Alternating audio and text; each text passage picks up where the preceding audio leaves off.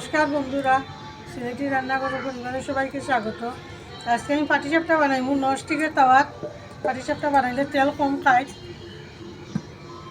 আগে গুলিয়ে রাখছি সুজিয়ে ময়দায়।